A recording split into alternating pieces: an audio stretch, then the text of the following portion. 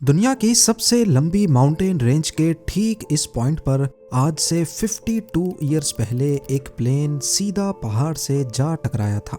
हैरत की बात तो ये थी कि प्लेन टकराने के फौरन बाद कहीं गायब हो गया।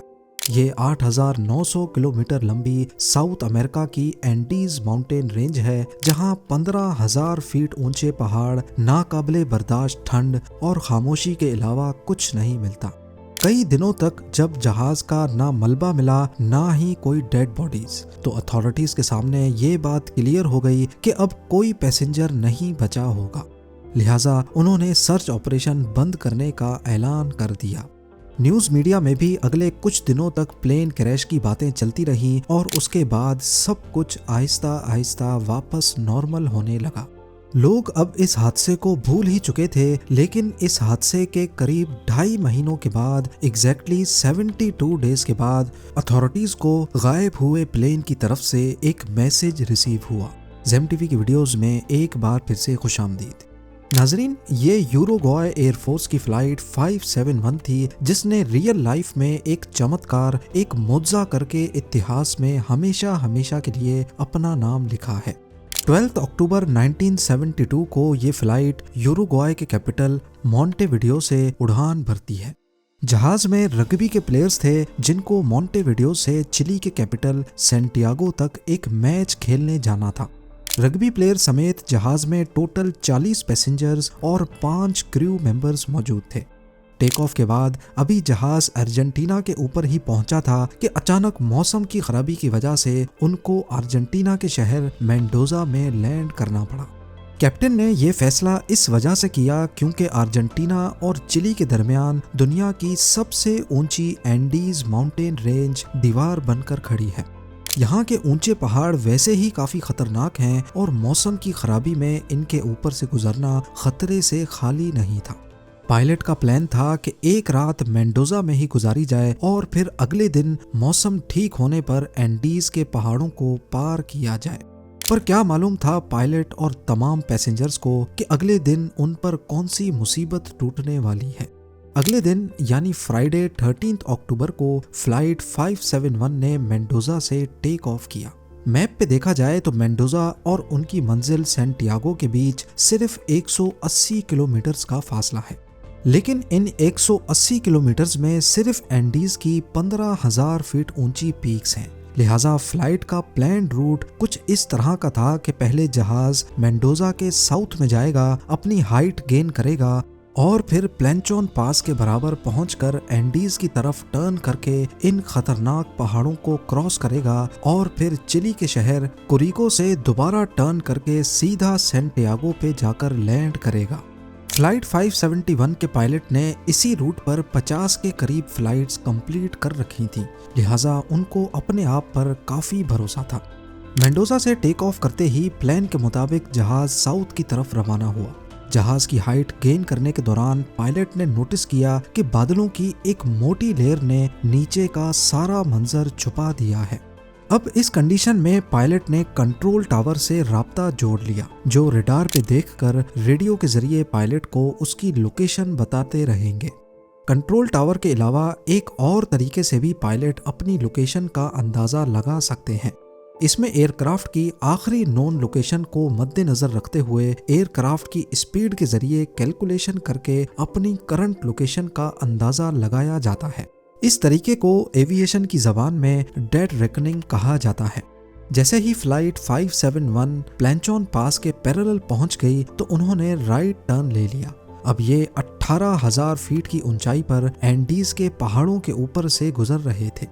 ऊपर नीला आसमान और नीचे सफेद बादल। पायलट पूरी तरह से Santiago air traffic control tower पे डिपेंडेंट था।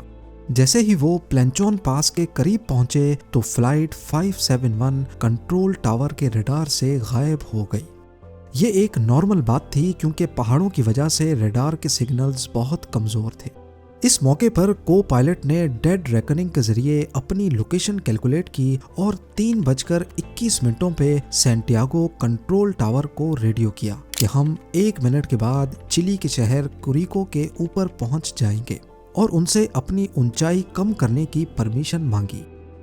अब नॉर्मली प्लेंचोन पास से कुरिको तक पहुंचने में जहाज को 11 मिनट लगते हैं, लेकिन उन्होंने ये फासला सिर्फ 3 ही मिनटों में कवर कर लिया था। ये चीज कंट्रोल टावर में बैठे स्टाफ को कुछ समझ नहीं आई, लेकिन क्योंकि उनके पास भी फ्लाइट 571 रेडार पे शो नहीं हो रही थी, इसी वजह से उन्होंने एयरक्राफ्ट को डिसेंड करने की परमिशन दे दी। पर उनको इस बात का बिल्कुल भी अंदाजा नहीं था कि असल में को पायलट ने जहाज की जो लोकेशन कैलकुलेट की थी वो गलत थी। पायलट समझ रहा था कि वो कुरिको के ऊपर है, लेकिन असल में वो उस वक्त प्लेंचोन पास क्रॉस कर रहे थे। एक बहुत बड़ी तबाही फ्लाइट 571 का इंतजार कर रही थी। कंट्रोल टावर से परमिशन मिलते ही पायलट ने राइट टर्न किया और जहाज की हाइट भी कम करना शुरू कर दी। शुरू में उनको खतरनाक टर्बुलेंस का सामना करना पड़ा, लेकिन जब उन्होंने सफेद बादलों की लेयर को क्रॉस किया तो क्या देखते हैं कि उनके सामने एक बहुत बड़ा पहाड़ खड़ा है।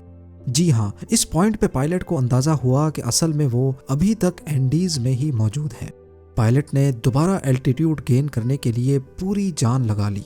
प्लेन की नोज अब आसमान की तरफ हो चुकी थी, लेकिन अफसोस कि शायद ये चीज थोड़ा पहले कर ली जाती। फ्लाइट 571 की टेल पहाड़ की चोटी से टकराई और जहाज से अलग हो गई। इस वक्त ये पहाड़ पूरी तरह बर्फ से ढका हुआ था। बिना टेल और विंग्स के फ्लाइट 571 का फ्यूजलाज बर्फ में स्लाइड करता सीधा नीचे की तरफ आया और इस पॉइंट पर आकर रुक गया। क्रैश की वजह से 12 पैसेंजर्स मौके पर ही दुनिया से जा चुके थे, खास तौर पर वो लोग जो जहाज के पिछले हिस्से में मौजूद थे। मौजाती तौर पे प्लेन के फ्यूजलाज में 33 पैसेंजर्स की जान तो बच गई, लेकिन उनको काफी चोटें लगी थी। टेल अलग हो जाने की वजह से प्लेन का पिछला हिस्सा खुला हुआ था और उसमें से जबरदस्त ठंड अंदर आ रही थी। ये इस वक्त 11,500 फीट की ऊंचाई पर एंडीज में फंस चुके थे, जहां का टेम्परेचर -30 डिग्री सेल्सियस था। बाहर निकलते साथ ही जहां तक उनकी नजर जा रही थी, बर्फ से ढके पहाड़ ही नजर आ रहे थे। सबसे पहले उन्होंने अपने साथियों की बॉडीज को बर्फ में दफना दिया। उधर प्लेन क्रैश की खबर ने चिलियन अथॉरिटीज को अलर्ट कर दिया था, पर उनको ये मालूम नहीं था कि वो असल में अर्जेंटीना में ही क्रैश हुए थे। बिना टाइम जाया किए उन्होंने सर्च ऑपरेशन स्टार्ट किया, जिसमें 4 एयरप्लेन्स ने हिस्सा लिया था। सुबह से लेकर शाम तक सस्पेक्टेड एरिया को सर्च करने के दौरान उनको ना ही कोई प्लेन नजर आया और ना ही कोई मलबा। ये एक बहुत ही मुश्किल सर्च ऑपरेशन था, क्योंकि नीचे सारे पहाड़ बर्फ की वजह से लाइट को रिफ्लेक्ट कर रहे थे।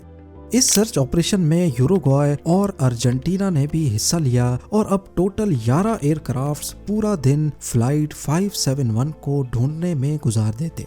इधर क्रैश साइट पे बचे हुए पैसेंजर्स के ऊपर से कई बार रेस्क्यू प्लेन गुजर कर गए, लेकिन उनके लाख इशारे देने के बावजूद भी रेस्क्यू प्लेन्स की नज़र उन पर ना पड़ सकी। बाद में उन्हें एक लगेज में से लिपस्टिक मिली, जिससे उन्होंने प्लेन के फ्यूजलाज के ऊपर बड़ा बड़ा SOS लिख दिया। लगेज बैग से बर्फ पर क्रॉस भी बनाया, लेकिन रेस्क्यू प्लेन्स की नज़र फिर भी उन पर नहीं पड़ सकी। टोटल 8 दिनों तक सर्च ऑपरेशन चलाने के बाद 21 अक्टूबर 1972 को तमाम पैसेंजर्स को डेड डिक्लेयर करके सर्च ऑपरेशन खत्म कर दिया गया। 11वें दिन क्रैश साइट पे मौजूद पैसेंजर्स को कॉकपिट में ही एक रेडियो मिला, जिसको ट्यून करके उन्होंने खबर सुनी कि उनको ढूंढने के लिए चलाया जाने वाला सर्च ऑपरेशन अब बंद कर दिया गया है। जहां वो लोग पहले ही इतनी मुसीबत में थे, वहीं ये खबर उनको मजीद अफसोस में डाल गई। अपने बचने की जो आखिरी उम्मीद नजर आ रही थी, वो भी खत्म हो चुकी थी। पहले हफ्ते में ही 5 और पैसेंजर्स जख्मों की वजह से जान से हाथ धो बैठे।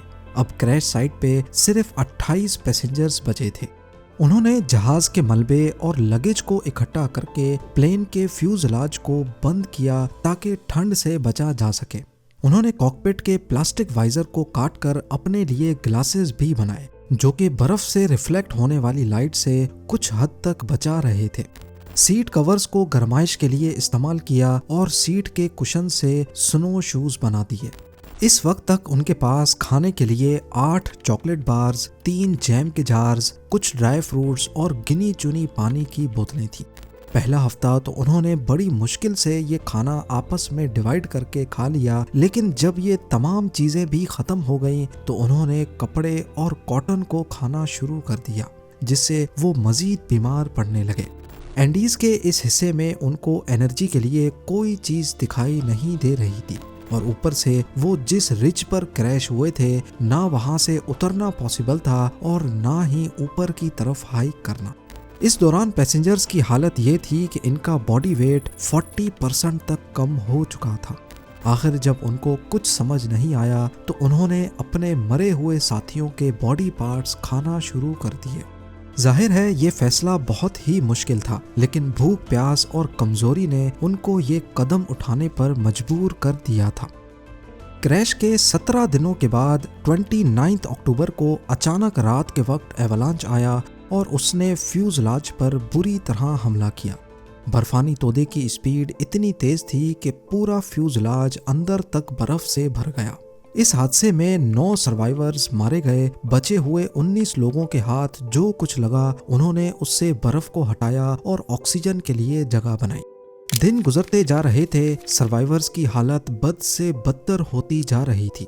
एक एक करके सारे मौत की नजर हो रहे थे और बचे हुए अपनी मौत का इंतजार कर रहे थे।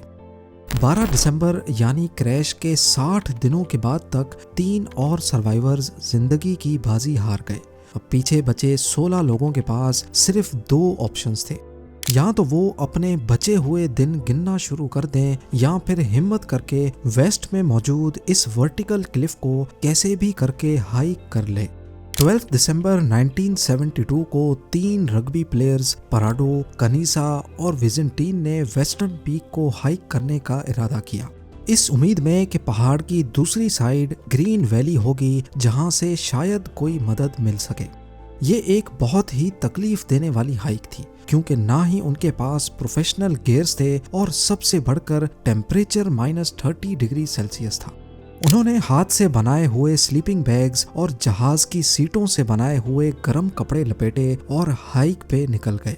पूरे 3 दिन तक लगातार हाइक करने के बाद जब वो आखिरकार पहाड़ की चोटी पर पहुंचे तो क्या देखते हैं कि पहाड़ की दूसरी साइड पर भी ऐसे ही बर्फ से ढके पहाड़ हैं।